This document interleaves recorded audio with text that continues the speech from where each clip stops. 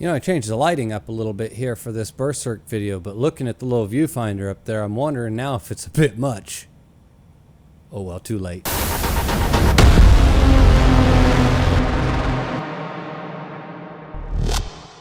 Alright, so this time we're going to start out on the beach. And this is a really good chapter. Let's just get that part out of the way right off the bat. And it's because it does a couple of things all at once. Mainly, it captures the breath that you need after what we just went through. It captures the relief that we needed, that they needed. But then on top of it, there's this feeling that is perfectly captured by Guts in particular. If you've ever been to the ocean, right?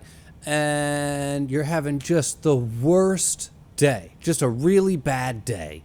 And you go and you just kind of sit on the beach, and maybe there's people there with you, and maybe they're down playing in the water and they're all having a good time, and you're just having a real shit day. And you just kind of sit there on the beach and you just let everything wash over you. There is a feeling to that. And it just kind of is amazing how well just a couple of these panels really capture that feeling. And then we get everybody sitting around at night, and Farnese is going to go up to Shirka and ask her if she can teach her how to use magic, which actually didn't surprise me at all for some reason, that she would be interested in learning and that she's going to be like our next magic user. And I actually think that for somebody who started out, like Farnese, so closed off, so literally and utterly closed off from magic that she couldn't even see Puck. So for her now to attempt to go and become a magic user is going to be really fun to watch. Probably because it's kind of like, it's so anti and against what her character should or would do, what you would think from a character perspective. But at the same time, it's almost cliche that the next magic user in the group or the other magic user in the group would be the priest/cleric person, right?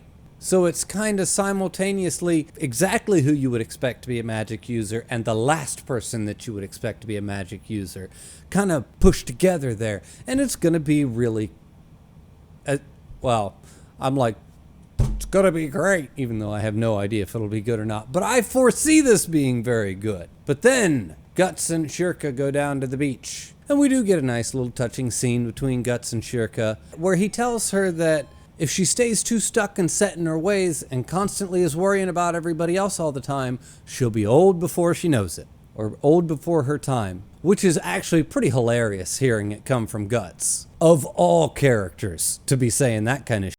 And actually the fairy does call him out on it as he says it, so that's nice. But it is a really good scene in general, and we do get to see Shirka, and we get to see her struggle with the loss of her mistress, and she's, you know, justifying it. Well, she's a magic user, and she moved on to another realm, and it's actually a step up. She didn't actually die. But at the same time, she's literally breaking down in tears because she misses her, and it's like she's justifying it, but she's also struggling with it, and it's just a really nice little scene in general. It kind of shows the duality of her while also reinforcing the duality of her. It kind of helps to show just that she really truly is a wise little girl, but it also reinforces that she's still just a little girl. When right in the middle of our conversation, who should show up but Skull Knight? And I'm not even going to make fun of him this time because this one was actually foreshadowed like 4 pages ago. And for once, Skull Knight randomly showing up actually makes perfect logical sense. Because he knows what just happened, and he was there, to be quite honest, when the armor was given to Guts. And he's now going to show up and he's going to warn Guts about the consequences of wearing it and what's going to happen. And be careful not to let it basically take control of you, because if you let it, it will. And he knows better than anyone now, moving forward, what's going to happen to Guts and what the consequences of him wearing this armor are going to be. And he really wants to get in there after Guts' first use of it and kind of give him the heads up. Hey, stay on your toes with this one, because this shit's for real. I also like that Skull Knight has a little conversation with Shirka and compares her relationship with Guts to his relationship with the old witch.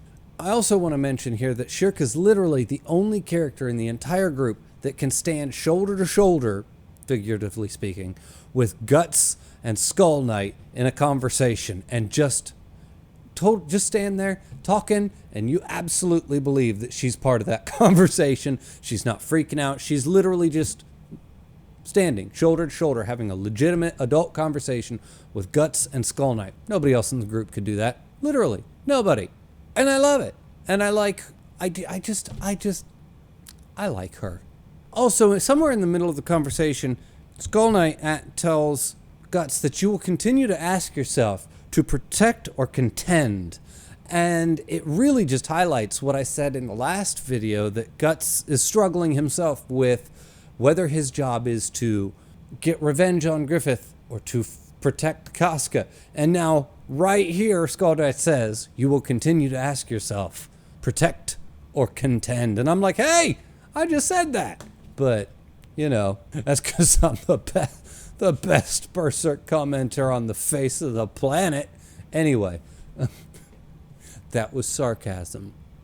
But anyway, he tells him that there is hope for you, though, in Elfland. All you have to do is go there and seek out Hanafubuku, which is the greatest name in the entire manga thus far. And Casca could have her mind back. He has that power. He has the power to restore Casca's mind. Boom, done.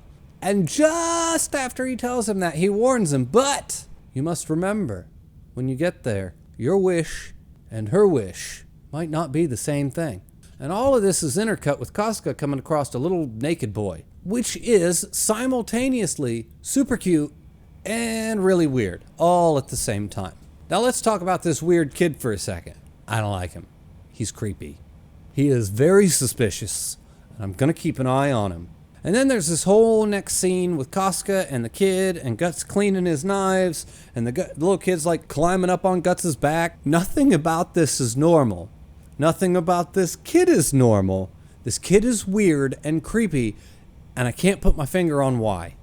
And clearly, Guts knows that he's weird too, because the little kid reminds Guts of the demon baby, which we know clearly isn't even possible that this kid is the demon baby, because the demon baby's now inside of Griffith, or maybe the demon baby is Griffith, or the demon baby is Griffith's new body, or however that shit's supposed to work. I don't know. Maybe he was just the catalyst to create the body, but we know that the demon baby and Griffith have like now one and the same something. So this isn't the demon baby, I guess is what I'm saying. When suddenly the alligator men attack. Woo! But now we get some good old Berserk action, like some really awesome shit's gonna go down here. And this fight scene really is a whole lot of fun, to be quite honest. And I love Isidore's fighting style. Like immediately he's doing all these like little flips and rolls, and it's just so much fun. In general, as a fighting style, it's so much fun to watch. Just like, I love everything about it. I mean, other than the fact that he's just a real shit character, but the fighting style is cool, so we'll go with it. But now Shirka's gonna cast a spell. I mean, this is starting to be pretty typical now for the fight scene. And the whole time we keep getting these weird shots of the little boy, and I'm just saying, he's super sus. Also, the whole time that Guts is fighting, we get to see just how hard it is for Guts to actually go out and fight in a battle and keep the armor under control.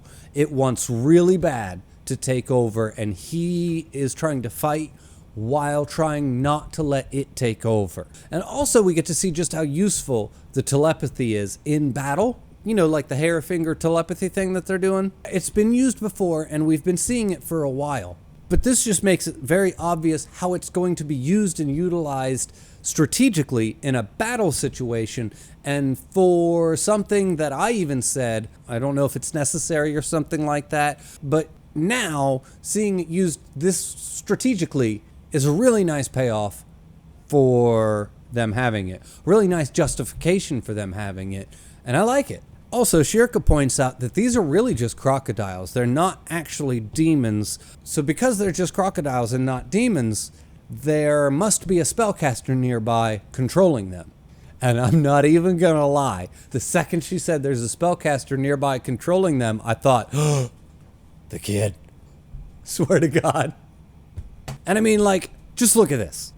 What better place and disguise for an evil spellcaster, then right where you least expect him. Right there. I mean, this is all just clicking into place for me right now as I'm reading it. But of course, like 2 pages later, we travel the evil odd to these cushion people, and it looks like we found the source. And I thought, oh man, it's not the kid. But no, not yet, because the crocodiles are still being controlled. And then suddenly this fucking thing shows up, and Shirka says that she's still trying to locate the spellcaster, and I immediately go, ha ha ha ha. Well, it still could be the kid. And then she says, it's out at sea. And I'm thinking, no, no, no, no, no. He's a sneaky bastard. He's right next to you. Anyway, the crocodiles and the sea monster end up to be too much for everybody to handle. Even with them all working together as a group, it's just too much for them. So I'll give you one guess where we're going to go from here when the sea monster shows up. Well, Guts is going to transform and he's going to go into Berserker mode, and we're going to basically just slaughter everything very quickly. Like, surprisingly quickly. Actually, I don't think it's that surprising. That's pretty much what I would expect at this point from the Berserker transformations, is for him to just murder. And it's wonderful. But you just got that scene from Skull Knight, so you're super tense and you know it's not going to go well because, foreshadowing, why would Skull Knight show up, give a speech about how be wary of going Berserk, and then immediately the next chapter you go Berserk, so you're like, uh-oh. Yeah, like this is not going to end well. Skull Knight said so. But anyway, he goes ripping through the crocodiles and the sea monster until there's absolutely nothing left. Just for him to go turn on the group afterwards. Because at this point, Guts has literally lost any and all control. The armor has completely taken over. Just for suddenly, like this little white flicker flame looking thing gets in his way and stops him from attacking the group just long enough for Shirka to come and be able to get in touch with him to bring him back. But anyway, Guts gets out of his armor and is literally hunched over, looking real fucking scared by what's just happened to him. And even he's hunched over thinking it was exactly like what Skull Knight had warned him it was going to be like.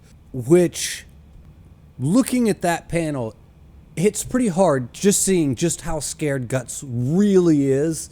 Just for the whole sequence to end with Shirka looking at Guts and going, you know, being too set in your ways will make you old before your time.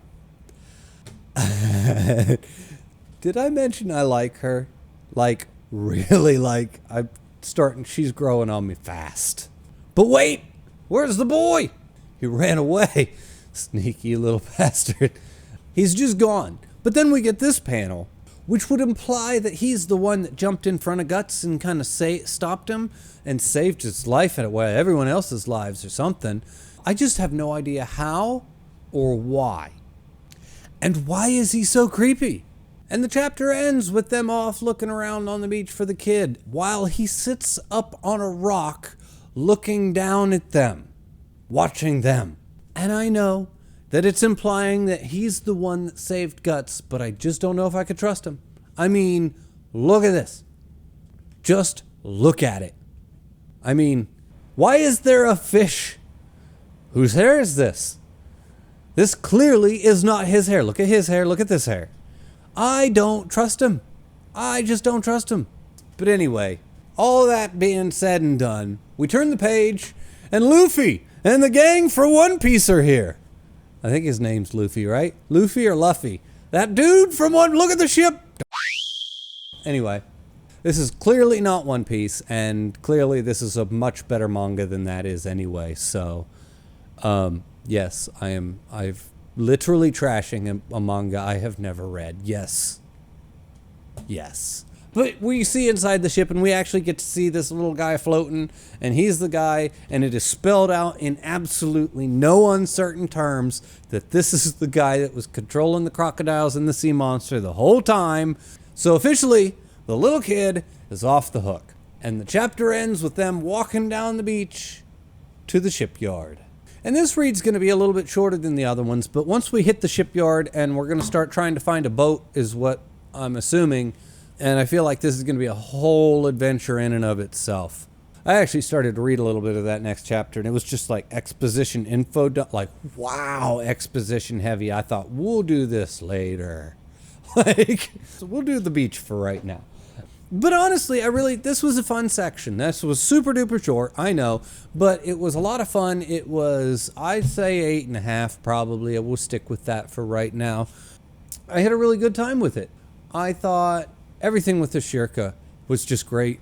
Shirka and Skull Knight and Guts, and that little callback between Shirka and Guts and him and her banter. It was really good. It was really, really good little chunk.